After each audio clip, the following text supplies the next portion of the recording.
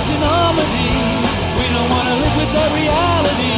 I can see the telly cause it's blocking in. Everything is covered in elephant shit. What have we here? Oh, we know. Well, it's another piece of bubble wrap in a cardboard box. This one is from Germany and from a man called Wolfgang. And it's hopefully a Batzen screen converter to make the existing screen on the Africa Twin adjustable. Stuart Granger's going to look great with this. Ooh, what's in the box? Well, there's a couple of brackets which go onto the bike, and some nuts and bolts. You could buy spares. I didn't ask for spares, not because I don't need them, I probably will one day, but because whenever I buy spares for anything, by the time I come around to need them, I can never find them. I lose everything. So I just bought the basic kit. I think it was £89 delivered, so not cheap, but what is with these things. What I will say is you get what you pay for. It's very well made, nice piece of metal work, painted nicely, very solid, and feels like a quality Honda equivalent piece. So I'll get on and fit that in the next couple of days and go out and try it.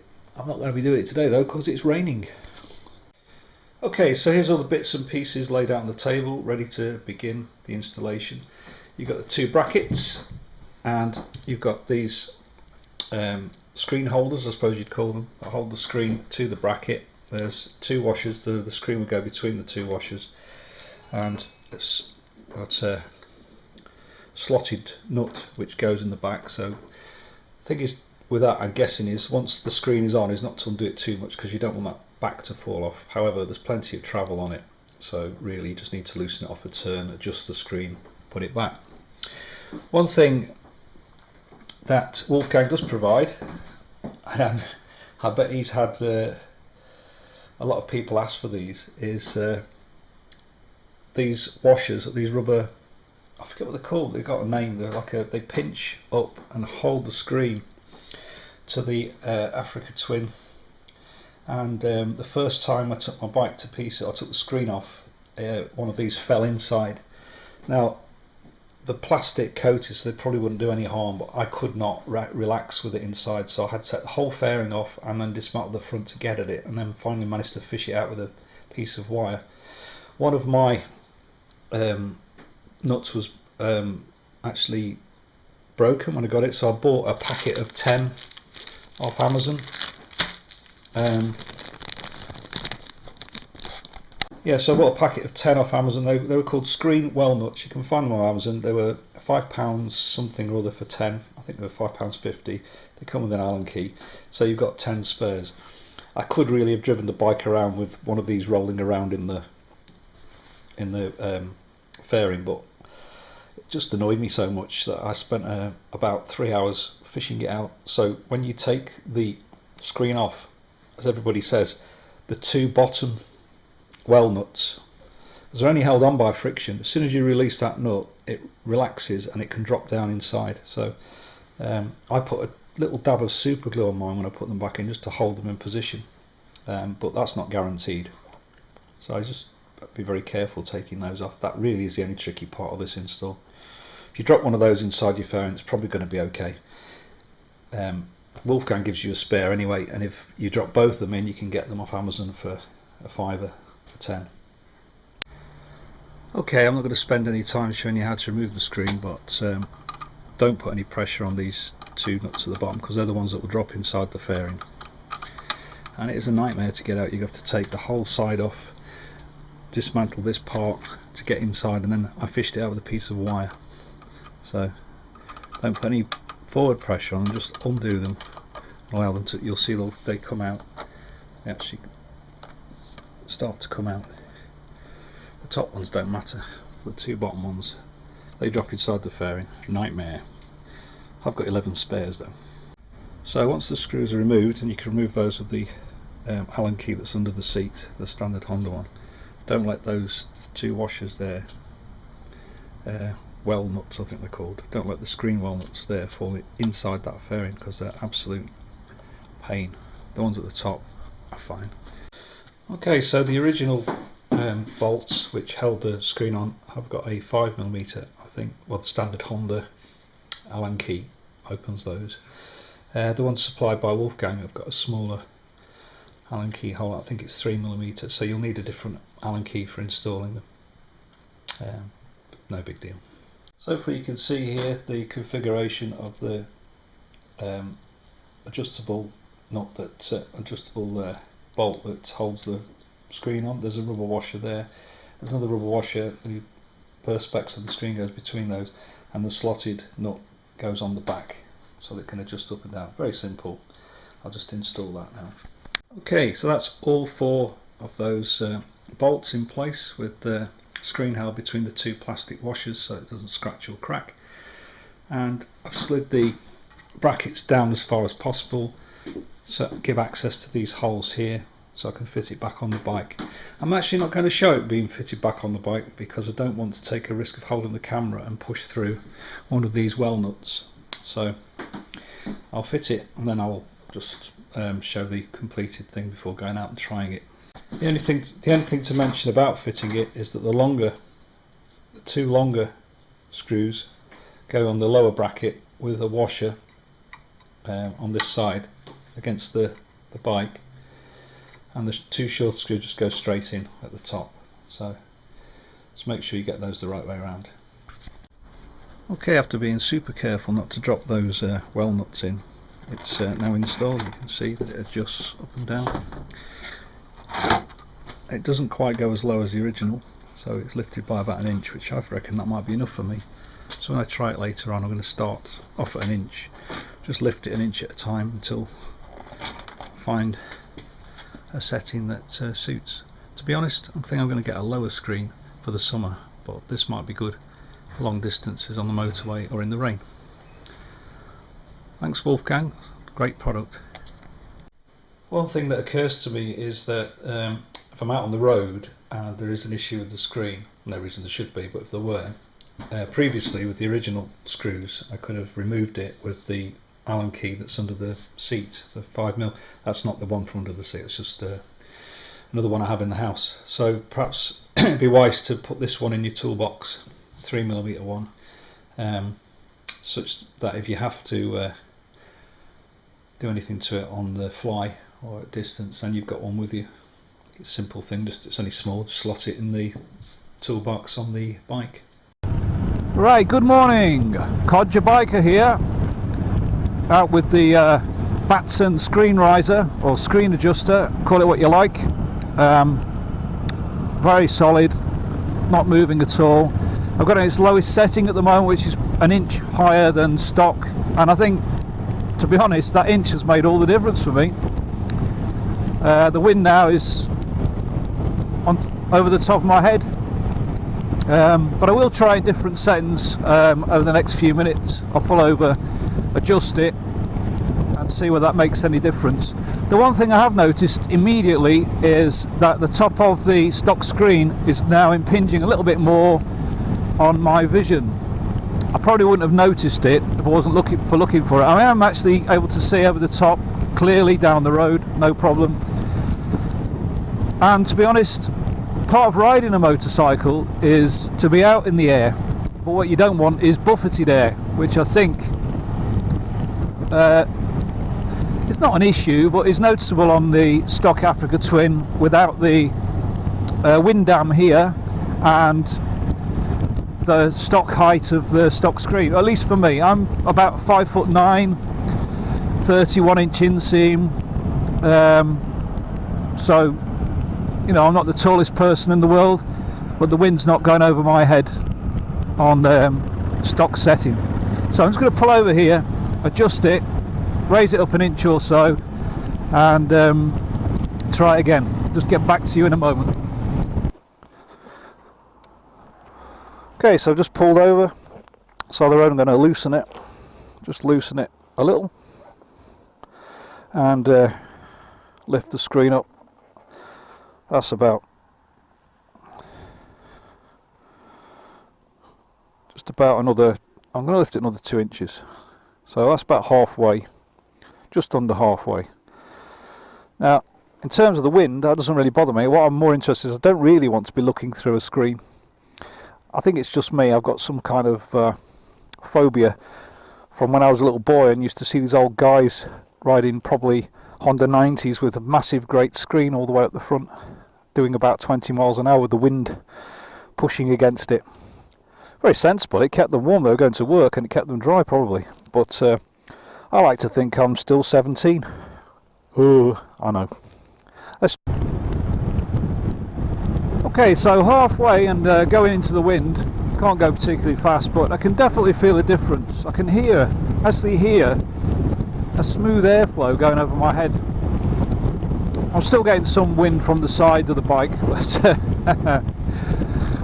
what do you expect? It's a motorbike. I've probably said that 50 times. So yeah, it does. This definitely works. I think where I would use it is if I was doing a long journey on the motorway and it was raining, I'd probably lift it up. I probably wouldn't go any higher than this. I still like to see over the top, but I suppose you could lift it all the way up and hunker down behind it, keep the rain off you. So so far the Batzen Screen Riser, it's a thumbs up from me. Okay, so I've just pulled over now to try in its highest setting. So just loosen those two, push it up, tighten them up again, and we'll see how that goes. Okay, that's the highest setting. Now, in that setting, the top of the screen is at my eye level. Now I should point out that I've got the lowest seat on the lowest setting, much lower than I need it actually, but I just find I'm a lot more confident with it in that setting. So that's exactly at my eye line now, the top of the screen. I'll just get out of this village and we'll see what that does in terms of airflow.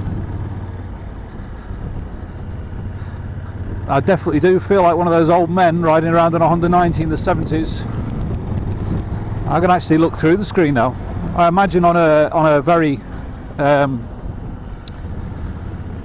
on a wet day this could be useful actually. Still seems solid enough, it's not moving at all.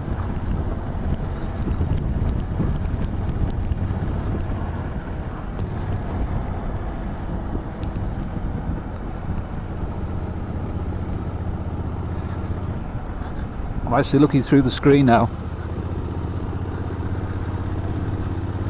I'm back in 1970s, just on my way to work. Actually, those guys back in the 70s, they looked about 90 years old, and they were probably 15 years younger than I am now. Oh, how the world has changed. Or perhaps it's just me who thinks I look younger than them. Yeah, I'm looking right through the screen now. This is weird. I can still see over the top if I arch my back and sit with good posture. Probably good for my back actually, so I can see right over the top if I sit up properly. Oh, bonfire. Bonfire night tonight.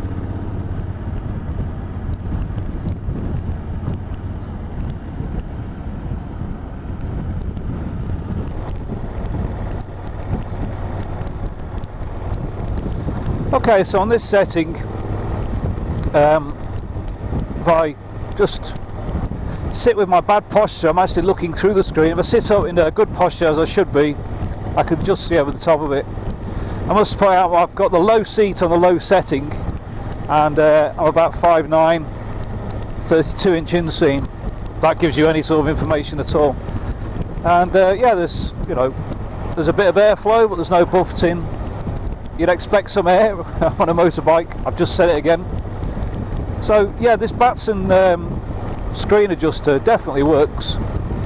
And what I like about it is not so much that the screen's high now. I'm not keen on that. I like to feel the air, but I like the option that if it's starts to throw it down with rain and I'm on the motorway somewhere, that I can lift the screen up easily, pull into the services of course, and even hunker down right behind it, and it adds a lot of weather protection. So Batzen Screen Adjuster, I have to say, tried it in 3 settings. I've tried its lowest, which is where I'll probably keep it. Tried it on the mid section, which is I would imagine where most people would have it, and on the highest, yeah, gives me that old man of the 70s feeling, but it definitely makes a difference to the airflow. It changes it.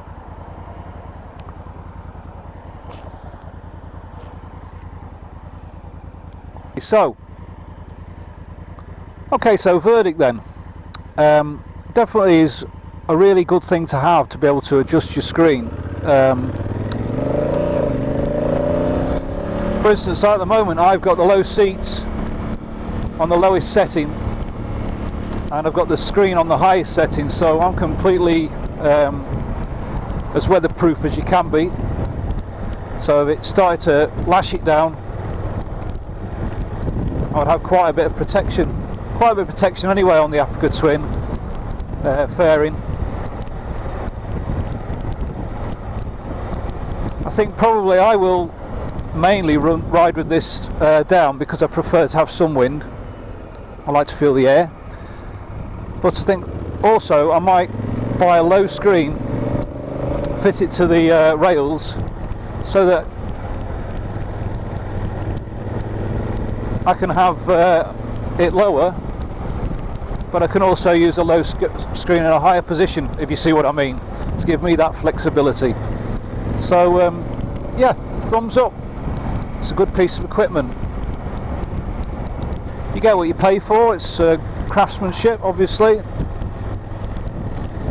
a bespoke item, and it was £89 delivered to my door.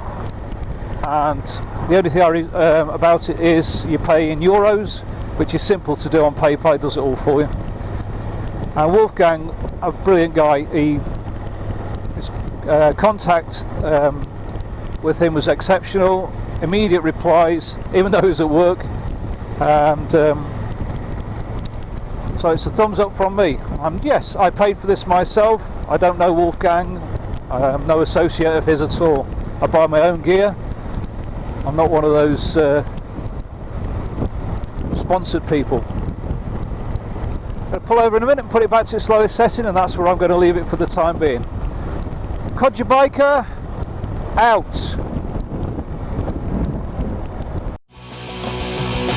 I can sleep at night because it's blowing off. They don't make a duvet with an adequate top. This inconsiderate animal is crushing us, but we are not the kind of folks who make a fuss. And it knows you know. Every day it stores our angst away inside a memory, but never will recall us say, there's an elephant in the room. There's an elephant in the room. Oh, you can hardly see it, you'll go in a minute.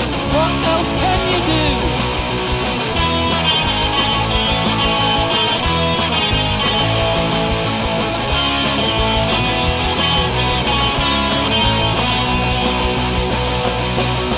I'm the elephant that they won't see. They won't listen or acknowledge me. I don't care about your dignity.